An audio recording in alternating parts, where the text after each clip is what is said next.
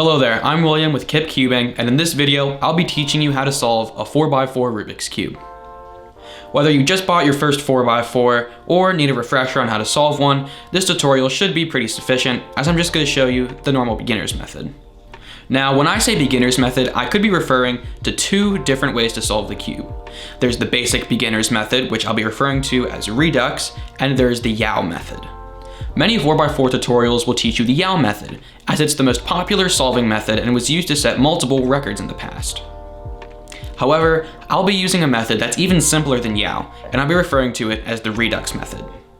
Now, it's not actually called the Redux method, and technically YOW is also Redux, but I'll get to that in a minute. Before we start, you'll need to know 4x4 turning notation. If you know how to solve a 3x3, then most of this will make sense to you. However, there are some new ones thrown in here and there. If you don't know how to solve a 3x3, I have a tutorial video for that too, and I would highly recommend you go check out that first.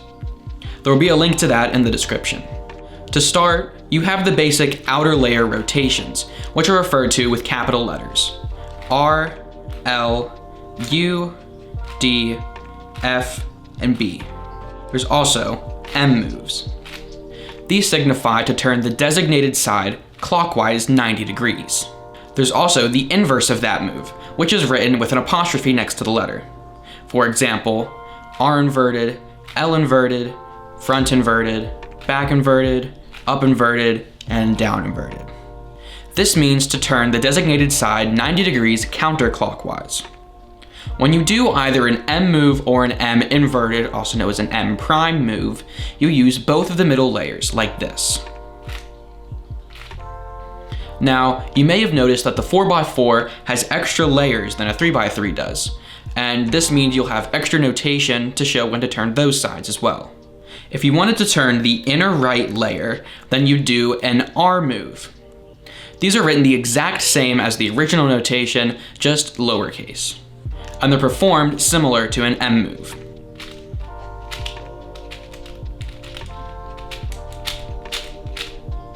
What if you wanted to turn both the outer and the inner layer of a side? Well, you would do something like an RW move. These are written as the regular capital letter to show which side you're turning, also written with a lowercase w, which I like to read as insert side with, as in whatever side you're turning with its middle layer. Before you continue with this tutorial, I'd highly recommend you take a minute and just get yourself familiar with the different notation. To start, you're going to want to solve all of your centers and make sure that they're in the correct color scheme, as in yellow across from white, green across from blue, and red across from orange. I usually start with either the yellow or white center, and then I base all of the other centers off of that. I'll be starting with the yellow center for this video.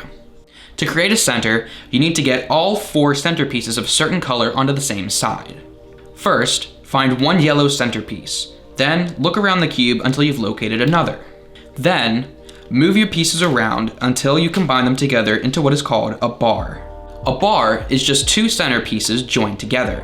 Once you have one bar, look for the other 2 yellow centerpieces and do the same. You want to make sure that you don't break up the bar that you've already made though, which will be pretty simple for this first center as you only have one bar to try and preserve.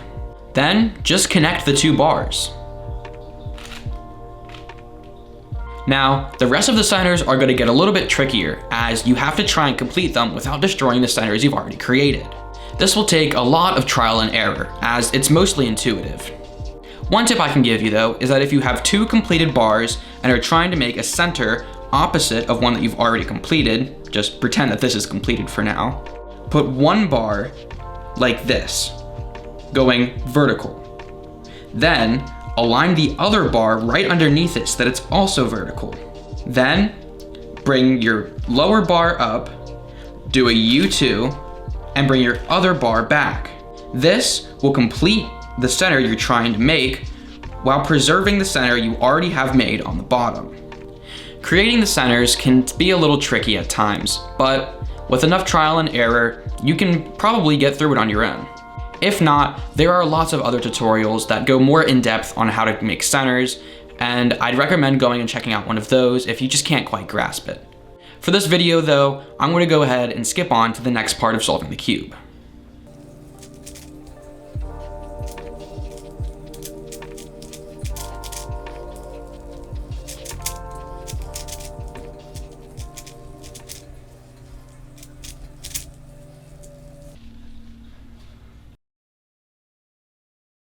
Now that all of your centers are solved, you can begin what's called edge pairing.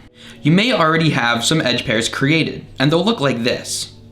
If you do, just go ahead and put them onto the bottom layer. The bottom layer on your cube can be whatever layer you want it to be, as long as it's on the outside of the 4x4. In this case, I'm just going to make my bottom layer white. Now, to create an edge pair, you need to find two edge pieces that are the same. Then, get them both into the middle layers. You can put a piece into the middle layer by simply inserting it like you would with an edge piece or edge pair on a 3x3.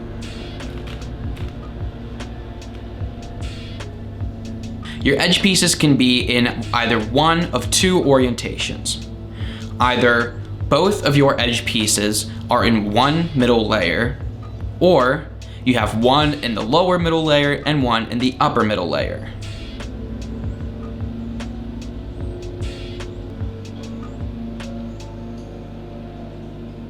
If you have one in the upper middle layer and one in the lower middle layer, do UW moves until they're lined up. This will break up some of your centers, but we'll repair them later. Next, move your completed edge pair into either the upper or middle layer, making sure you're not bringing any other possible solved edge pairs into the middle layers as well.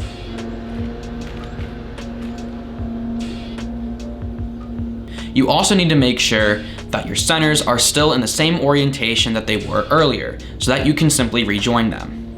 To remake your centers, just undo the UW moves that you did earlier. From here, I usually fill up the bottom layer with all of my solved edge pairs, and then once that's full, I moved on to the upper layer, so that the middle layers are the only ones that have unsolved edge pairs in them. This is what most people do, and I'm not sure if there are other methods that sidestep this, but for a beginner's method, it's the easiest thing to do.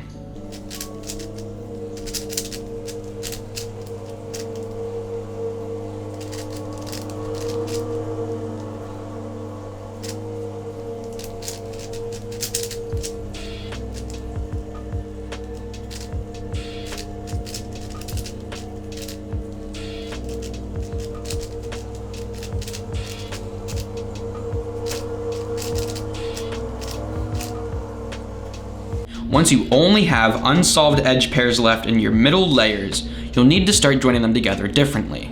First, find two edge pieces that are on the same middle layer. Next, pick an edge piece and move the empty slot that's beneath it so that it's beneath the other edge piece. This will break up your centers, but again, we'll fix them later. You can do this by either using UW or DW moves.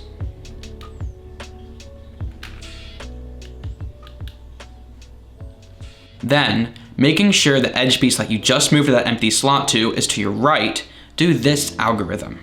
Right, up, right inverted, front inverted, front inverted, right. This is called the flipping algorithm, and is used to flip edge pieces in place without ruining all the other stuff you have solved around it. Then, you should be able to undo the UW or DW moves that you did earlier. This will rejoin your centers and now join up your edge pair. If you have two matching edge pieces that aren't both in the same middle layer, just do the flipping algorithm once to either of the two edge pieces. This will flip it, causing them to now both be in the same middle layer. Then, just repeat the steps from earlier to join them together.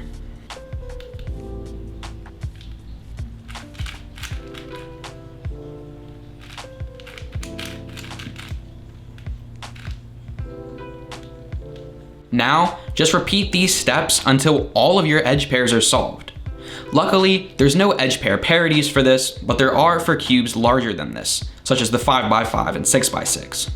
I'm not sure if 6x6 does, as it might just be cubes with an odd number of pieces on the edge, but I'm not sure.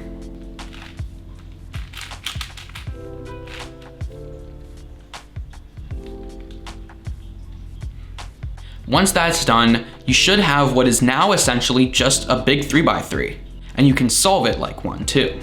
Again, if you don't know how to solve a 3x3, I'd really recommend going and checking out my video that I've posted about solving one, and then coming back to here. This is where the method gets its name, Redux, as Redux is short for reduce, and you're essentially reducing the 4x4 into a 3x3 state. While solving the 4x4 in its new 3x3-like state, you may notice that there are some cases that can't be solved like on a normal 3x3. These are called parodies, and are very common on cubes larger than a 3x3. If you're ever doing OLL and come across a case that includes a flipped edge piece that isn't possible on a 3x3, then do this algorithm. RW, U2, X, RW, U2, RW, U2, RW prime, U2, LW, U2, RW prime, U2, RW, U2, RW prime, U2, RW prime. The X move means to turn your entire cube 90 degrees clockwise in the same direction as a normal R move. This is part of a whole nother set of notations that are designed for turning your entire cube. These are X, Y, and Z, along with X inverted or X prime, Y inverted or Y prime, and Z inverted or Z prime. X follows R moves, Y follows U moves, and Z follows F moves. If you're doing PLL and come across a case that isn't solvable on a normal 3x3, then do this algorithm.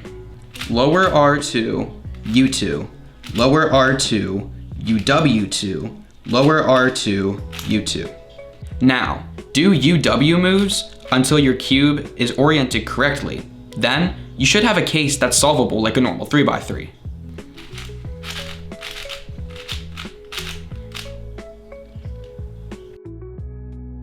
If you've made it to the end of this video, then I'm guessing that you solved your 4x4. If not, feel free to rewatch this video or find other resources, as there are many other tutorials out there that'll teach you different methods or different algorithms and just things that might help you along your way. If you enjoyed this video and found it helpful, please feel free to like and subscribe, and also comment down below any tips or tricks that helped you while solving a 4x4. Also, be sure to turn on YouTube notifications for my channel so that you don't miss any of my future speedcubing content. Anyways, I'd like to thank you so much for watching, and I'll see you in the next video. Bye.